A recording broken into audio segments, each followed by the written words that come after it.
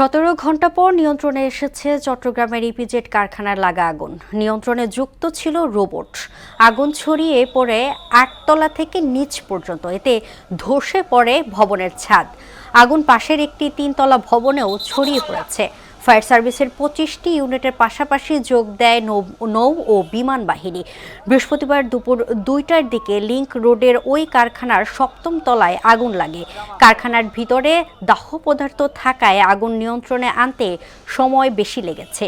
ভবনটিতে 27 শ্রমিক কাজ করতেন, তাদের সবাইকে নিরাপদে সরিয়ে নেওয়া সম্ভব হয়েছে বলে জানিয়েছে চট্টগ্রাম ইপিজেডের নির্বাহী পরিচালক আব্দুস সোবহান। দর্শক, এ নিয়ে আরও জানাতে আমাদের সঙ্গে চট্টগ্রাম থেকে যুক্ত হচ্ছেন সহকর্মী সুমন কুমার দে।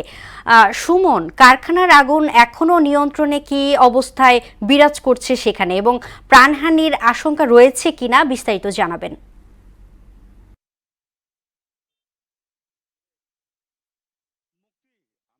রয়েছি গতকাল দুপুর 2টার পরে যে ভয়াবহ আগুন, সেই আগুনের লেলিহান শিখার। আমি সেই ভবনটির পাশেই রয়েছি। যদি আপনাকে একটু দেখাই, পুরো বিল্ডিংটা একদম মানে কোনো ফ্লোর বাকি নেই। এই মুহূর্তে ভবনটি ঝুঁকিপূর্ণ, অর্থাৎ ফায়ার সার্ভিস বলছেন আগুন নিয়ন্ত্রণে এসেছে, তবে আগুন নিয়ন্ত্রণে আসলেও পুরোপুরি এই নিয়ন্ত্রণে আসেনি। ভবনটি যে কোনো মুহূর্তে ধসে পড়তে পারে। আগুন লাগার পর খবর পেয়ে ফায়ার সার্ভিসের একে একে 25টি ইউনিট এসে কিন্তু তারা আগুন নিয়ন্ত্রণের চেষ্টা করে।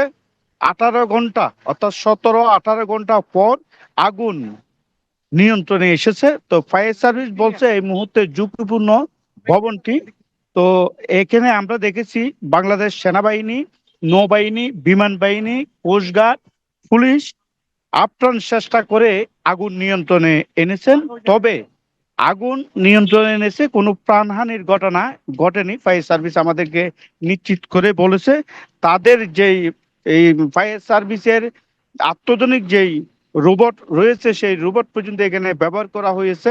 তারা অনেক চেষ্টার পর আগুন নিয়ন্ত্রণে এসেছে, তবে এখনো কাউকে এখানে ঢুকতে দিচ্ছেন না, কারণ ভবনটি যে কোনো মুহূর্তে ধসে পড়তে পারে। ইতিমধ্যে কিন্তু উপরের তালার ছাদ ধসে পড়েছে। তো চট্টগ্রামের ইপিজেড থেকে এই ছিল এখন পর্যন্ত আমার কাছে সর্বশেষ মুক্তি। ধন্যবাদ।